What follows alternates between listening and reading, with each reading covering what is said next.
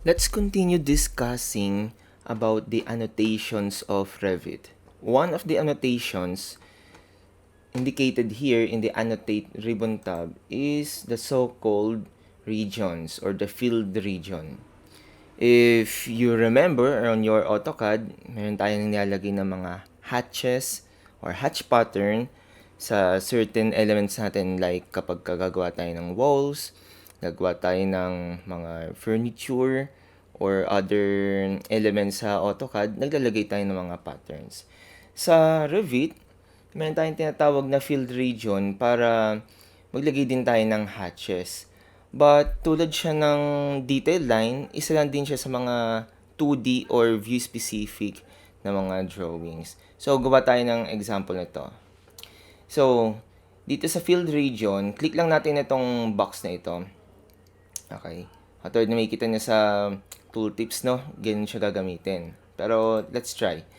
So, field region, pag kinlik natin siya, makikita natin dito sa properties palette, meron tayo nakalagay na field region tapos diagonal cross hatch. Now, kung naalala niyo sa AutoCAD, yung hatch, ang nangyayari noon is, itatapat mo lang sa isang certain na object na enclosed, tapos magkakaroon na siya ng hatch. Sa Revit, hindi ganun ang case natin. Paano siya lalagyan ng field region? So, mapapansin nyo sa ating cursor, meron tayong nakalagay na parang cross hatch din siya or crosshair, I mean. Okay, tapos makikita nyo dito sa ating ribbon panel, ang lumitaw ng mga panels is in draw mode pa din, tapos line style. So, parang gumagawa ulit tayo ng detail line. Suppose na ito lang yung kailangan natin, so mag-line lang tayo. Tapos, click natin to, click, hanggang sa mabuo natin yung triangle. Okay? So, mayroon tayong triangle. Tapos, nakalagay dito is diagonal crosshatch. Let's try. Check natin. Ayan. So, ito yung diagonal crosshatch na tinatawag natin. Okay? So, diagonal crosshatch siya kasi yun ang pinili natin dito. But, if you select this, then drop this type selector, you can select other field regions naman. For example, gusto natin is diagonal down lang. O, yan ang itsura niya. Or diagonal up. Or horizontal.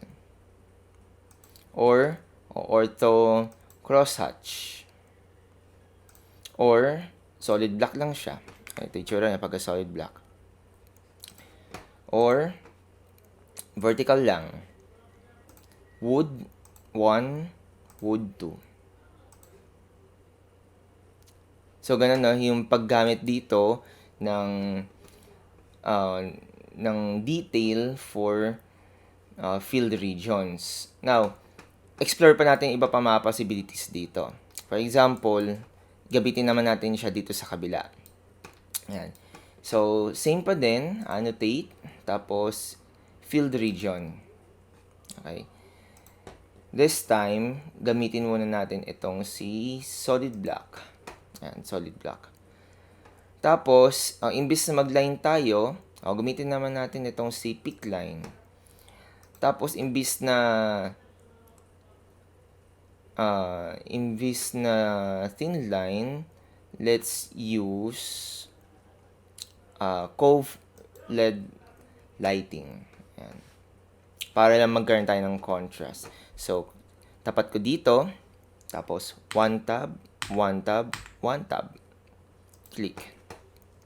Ayan. So, imbis na yung line natin is in solid na line, tulad ng kanina, thin line. Ngayon, gumamit tayo ng ginawa natin na cove lighting last time. So, pag okay na kayo dyan, check natin to. Escape. Yan ang itsura niya.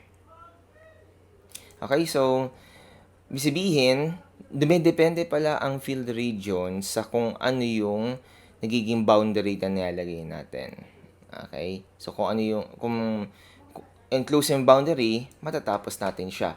How about naman kung gawa tayo ng hindi enclosed na hatch boundary or pattern boundary. So, check natin to. Ayan, may lalabas na error. Nakalagay, lines must be in closed loops. The highlighted lines are open on one end. Ganyan, either quit sketching kasi hindi pala ganyan yung gusto nyo, or continue na lang para matapos nyo yung ginagawa ninyo na field region. Check. Ayan. Yan yung itsura niya. Okay, explore pa din natin. For example, gusto ko iba yung kulay niya. Gusto ko iba ang kulay niya. So, paano yung gagawin natin dito? So, edit type. So, imbis na galawin natin itong settings ng solid black, edi gawa tayo ng panibago. So, duplicate. Then, to ensure na tayo yung gumawa nito, mag-capital letter tayo. No?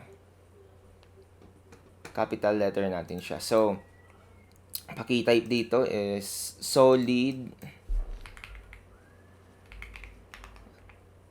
For example, gusto muna natin ay solid blue. Solid blue, okay. Yan. Dapat yung makikita natin dito is yung graphics, structural identity data, saka IFC parameters. Pero usually, ang gagalawin mo dito is yung graphics, no? So, dapat makikita mo dito yung foreground fill pattern. Tapos, ang nakalagay sa kanya is solid fill. Yan. Pag gusto mo siyang palitan, i-click mo muna to, yung letters, then, click mo yung box. Ito, yung box na yan, this is your fill patterns dialog box. Okay, so dapat nakapili dito is yung solid fill. Ito yung mga ano niya, ito yung mga pagpipilian natin, mga patterns na nakaload na kay Revit. Pwede mo siyang makita yung pinaka-preview dito sa kanyang right side. So, solid fill dapat yan. Tapos, foreground pattern color. So, ito yung babaguhin natin ngayon dito. So, solid blue nilagay natin. So, syempre, tayo ay maglalagay ng naka-blue din na kulay. So, yung custom colors, ito yung mga meron ng name na kulay, no? So, pag kinlik natin isang kulay, ito nito, may name na siya dito, ayun na, blue. Yan, ito ay cyan. Ito ay green. So on and so forth. Kung hindi ito yung intended din na kulay, pwede naman kayong pumili pa dito or magtimpla kayo ng sarili yung kulay sa spectrum. Pero okay na sa akin itong blue na ito. So, okay ko na siya. Tapos, apply. Okay. Escape. So, pagka escape mo na siya, automatic, makikita mo na yung changes niya. So, ito yung blue. Ayan. Ito yung blue. Solid blue. Now, for example, i-drag ko lang ito pupunta dito sa loob, no? Ayan. Lagyan natin dito. Ayan. For example, ito ay nasa ilalim.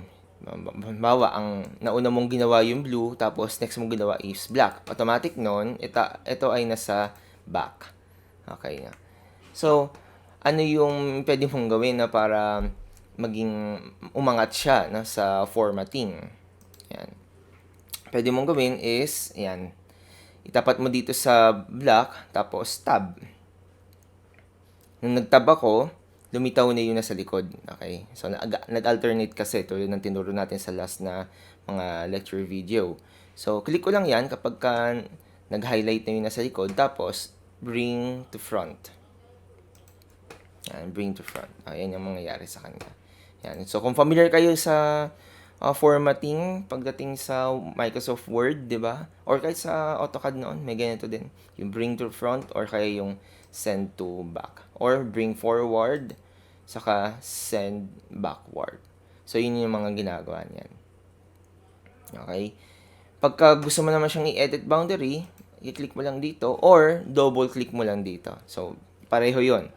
Mag-e-edit siya ng kanyang boundary. Pwede mo siyang i-edit by using dragging your elements or dragging the boundary.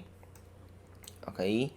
Or, pwede mo din siyang gamitan ng offset. So, for example, OF, turn off ko yung copy or hold control, tulad ng tinuro ko din last time. Tapos, offset mo na siya. Ayan. Offset, offset.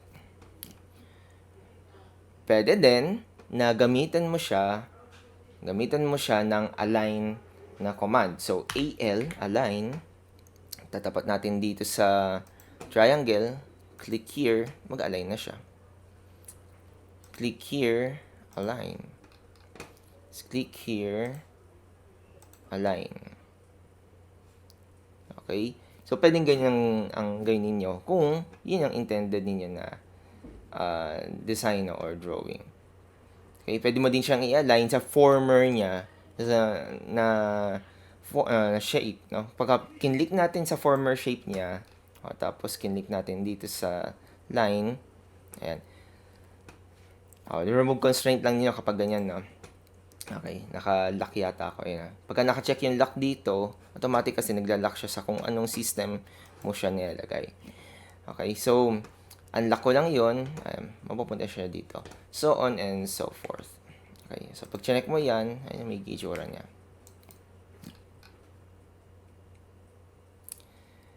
Okay, so another feature kapag ginagamit natin ang field region sa Revit is nakikita mo kung ano yung kanyang area. Yan.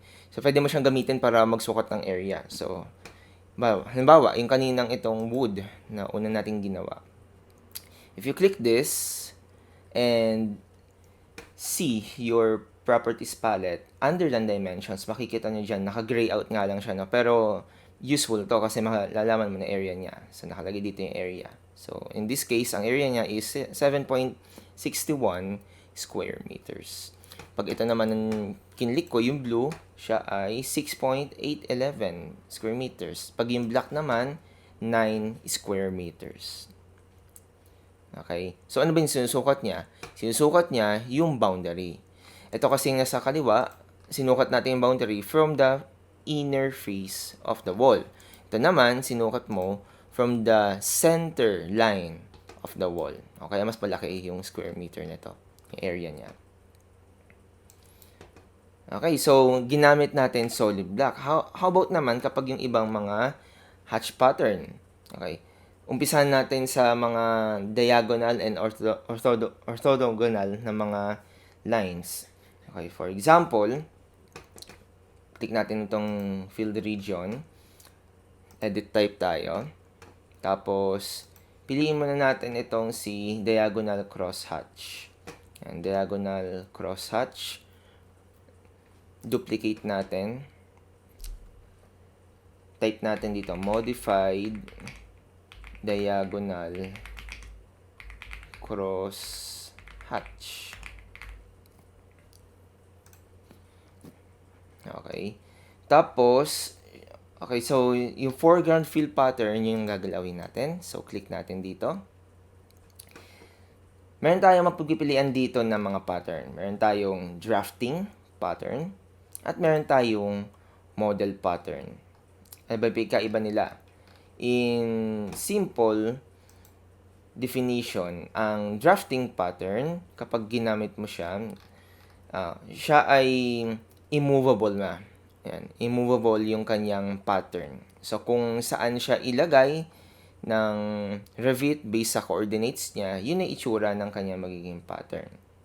Whereas, pag model pattern naman ang ginamit natin, diba, kung maalala ninyo, kapag sinabing model sa Revit, siya ay visible in all views kasi isa siyang 3D view. Okay? So, dahil siya ay isang 3D view, adjustable yung location ng model pattern type.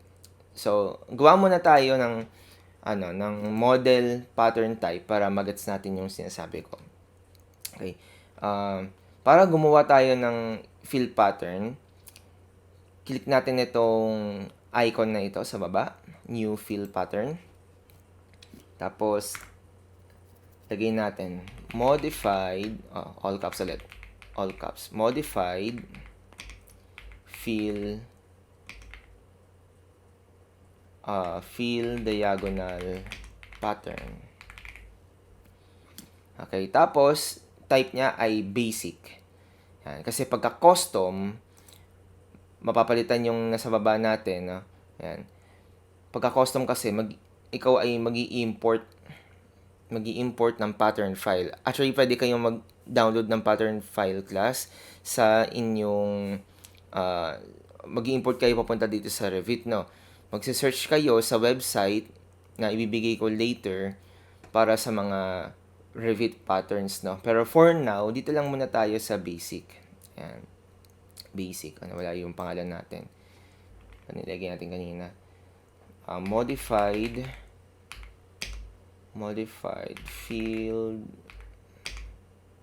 diagonal pattern.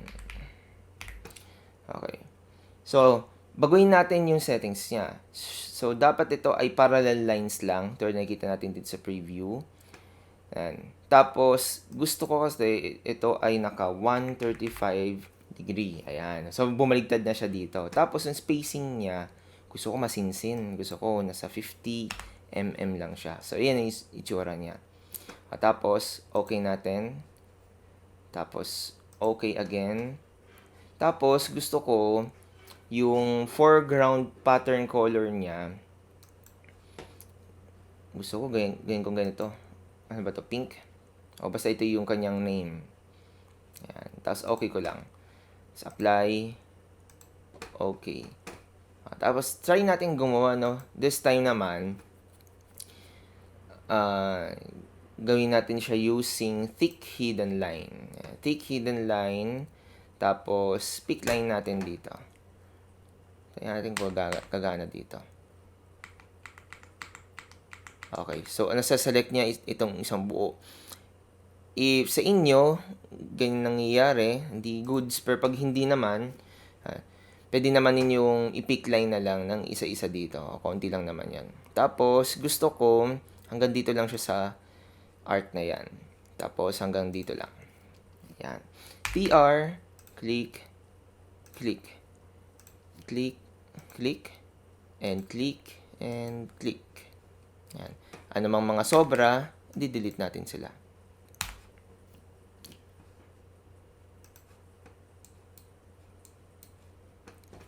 Escape. Yan ang itsura niya. Okay? So, ito yung modified natin na diagonal line. Okay, paano naman kapag crosshatch pa nilagay natin dito, no? So, edit type natin to, rename natin. Diagonal line lang to. Ayan. Diagonal line. O, tapos gagawa tayo, yung may diagonal crosshatch naman. Ayan. Diagonal crosshatch. Then, select OK. This time, papalitan natin ulit yung foreground fill pattern. So, click natin here. Okay, pwede kayong gumawa ng new fill pattern or pwede mo siyang i-duplicate. Ayan, pwede duplicate lang natin para pareho lang sila ng ng pinaka properties. Pero papalitan natin yung kanyang pangalan. Kasi nagkaroon dito ng number 2. So, ang gusto natin dito is siya ay crosshatch pattern. Ayan. Crosshatch.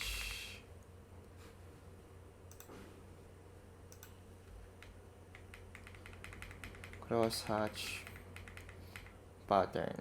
Ayan. Sa listen yung number 2. Crosshatch pattern. So, paano siya magiging crosshatch?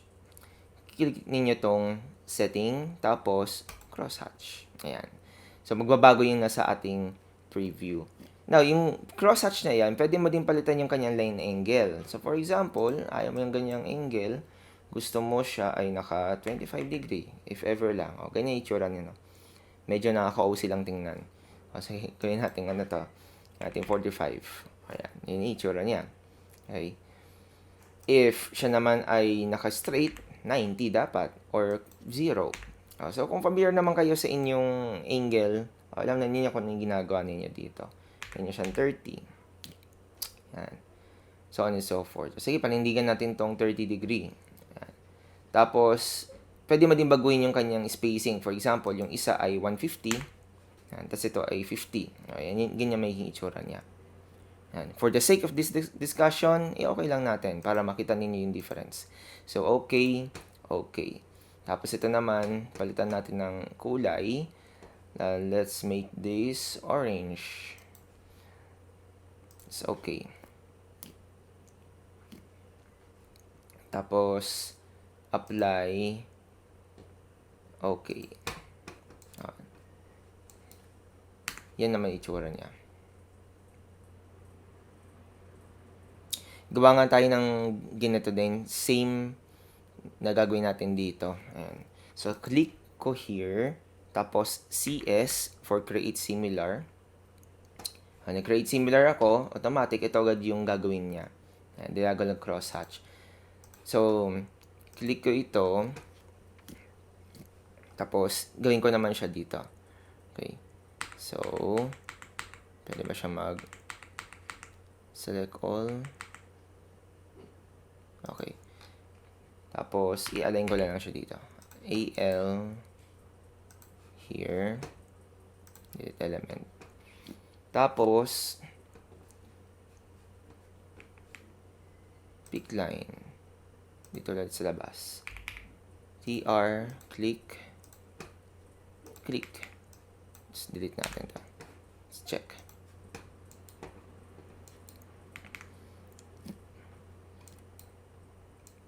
Ayan. So, pareho na sila, no? Ayan. So, since meron tayong ganito, meron tayong diagonal crosshatch, itong kabila, gawin nga natin itong gawin natin diagonal line. Ayan, para meron tayong comparison. So, yun yung difference silang dalawa, no? Kapag ka crosshatch, dalawa yung line na ginagawa mo. Kapag ka ikaw ay diagonal line lang, isang line lang siya.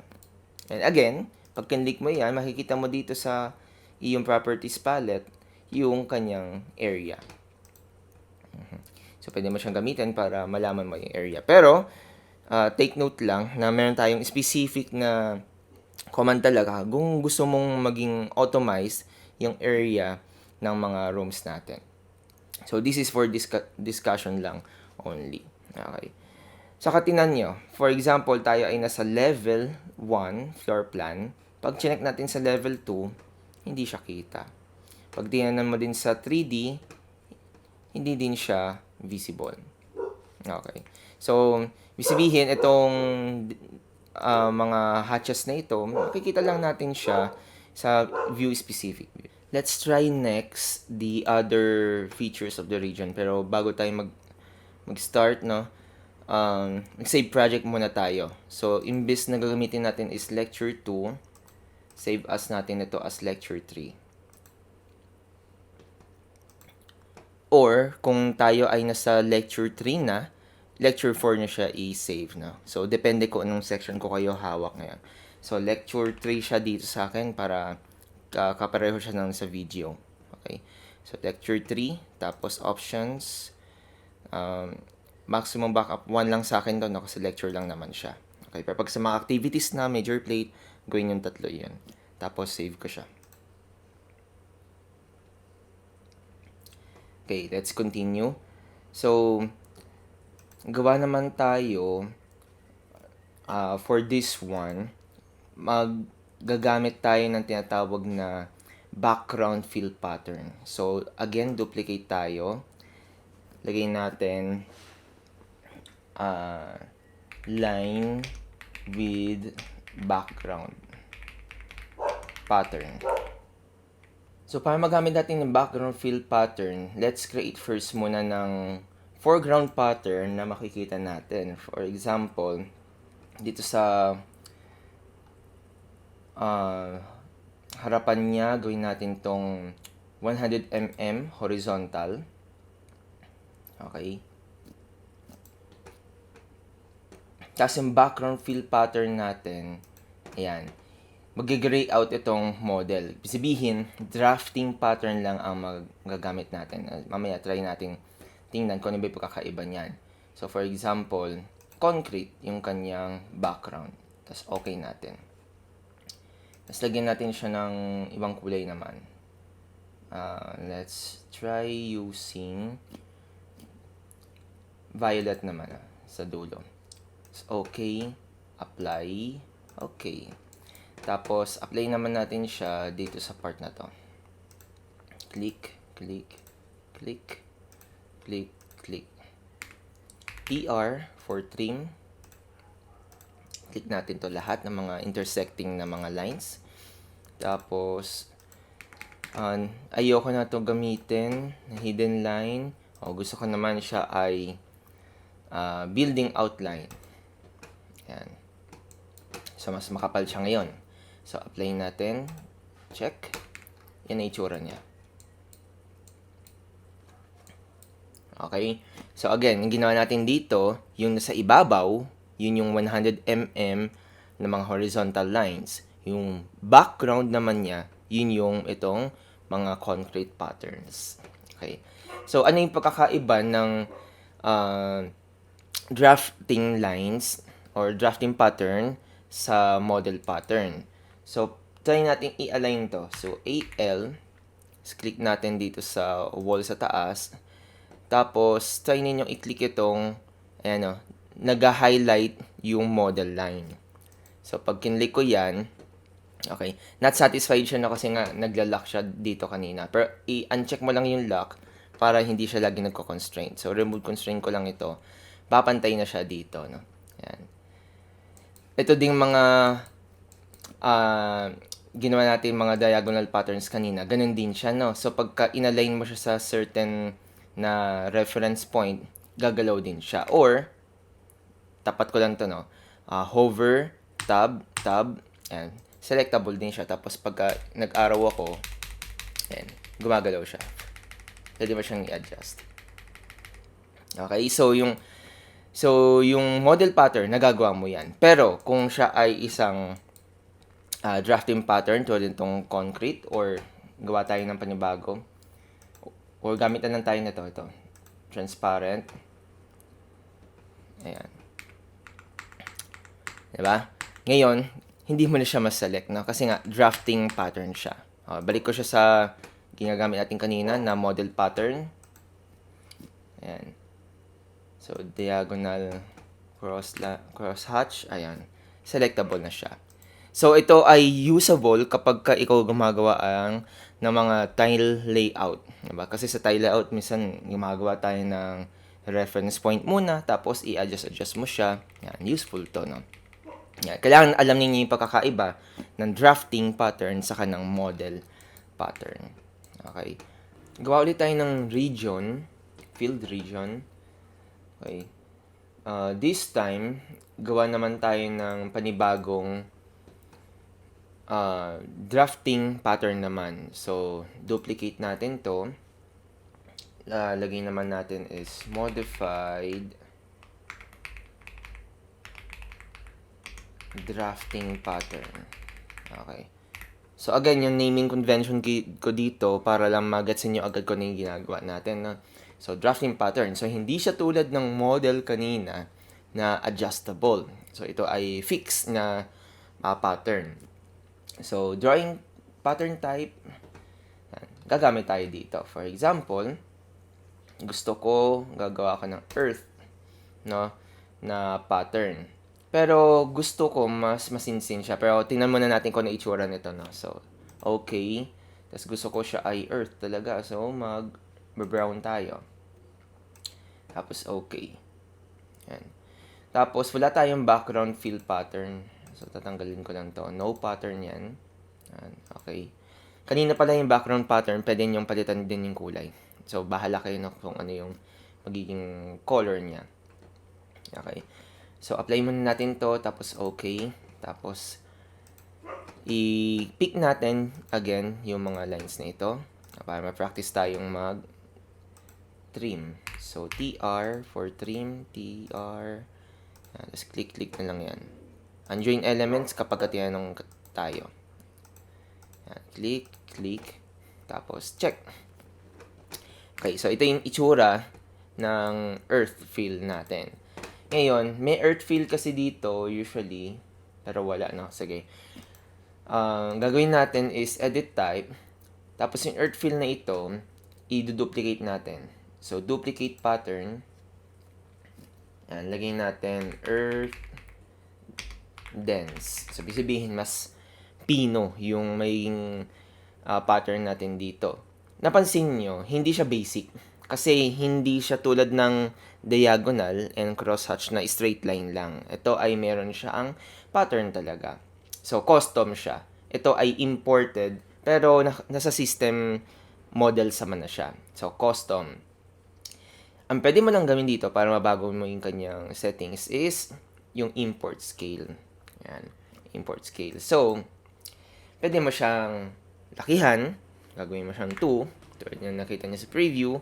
Or, lilitan mo siya. 0.5. So, try nga natin itong 0.5. Tapos, okay. Okay. Apply. Then, okay. Ayan, diba? Naging mas masinsin na yung kanyang itsura. So, pwede niyo panliitan yun up to the extent na satisfied na kayo sa kanyang magiging itsura. Okay? So, pwede mo din palitan yung kanyang line weight. Yan. So, try natin palitan yung kanyang line weight. So, drop down lang natin dito. Tapos, 5. Apply. Ayan. Yun yung itsura niya kapag makapal yung kanyang line weight. Okay? Tapos, apply. Okay lang yan. Yan. Okay. So, mas distinctive na siya, no? Kasi makapal siya. Now, kaya ko din kinapalan to, gusto kong ipakita sa inyo yung difference naman kapag din-wrap down natin to at ginamit natin yung masking region. Masking region. Anong ginagawa ni masking region? Tulad na nakikita niyo sa tooltip, kapag gumamit ka ng masking region, at kapag in-okay mo yan, magkakaroon siya ng patong na kulay puti lang. Yan. So, masking, sabihin pala nun, tinatakpan niya yung field region na nasa ilalim niya. So, gamitin na natin yan, masking region. For example, gusto ko masking region is bilog para distinctive. Yan. Circle. Tapos, thick hidden line. Yan. Para makapal-kapal siya. So, gawa lang ako dito ng ganito. Yan. Tapos, check. Yan. So, di ba? Natakpan siya dito sa loob. Pwede mo din itong i-adjust. Yan. Move mo. O kaya, pwede mo siyang lakihan pa. By double-clicking, then, yan, pwede mo lakihan yung kanyang radius. For example, gusto ko siya nasa 700. Yan. Okay. Yan ang purpose naman ng masking region kapag meron kang gustong takpan. Again, this field region, this masking region, ay ginagamit lang for detailing. That's why yung mga tooltips natin kanina, nakikita nyo, ginagawa siya on sections. Okay? So, baka pag nagpunta tayo sa pagbe-base section or sa paggawa ng mga connection details para sa inyong mga building technology, pwede nyo gamitin yung ganitong detail lines and the field region patterns. Pagka gagamitin mo naman ang patterns for walls, ibang topic na iyon. So, meron din tayong separate topic for that. Pero, usually, hindi ka gagamit ng field region para dito sa walls kasi naka-incorporate na siya sa family. Yan. So, that's a topic for another day. So, gawin na lang muna dito, tapos save lang natin siya as lecture 3. To end this video, gawa tayo ulit ng panibagong field region. Tapos, lagyan natin itong nasa gitna. So, since ito ay circle, so, gawin natin ito ng circle. Tapos, use the wide line style. Then, select the center. Then, ilagay natin siya up to here. Ayan. Tapos, bahala na kayo kung ano yung gusto nyong field region na i-apply dito. Okay? So, for me, gamitin ko itong modify diagonal line. Tapos, check ko siya. Now, for your assessment, edit type na lang yan. Tapos, i-double check nyo anong mangyayari kapag chinek ninyo yung masking or naka-uncheck siya. Tapos, apply. Okay.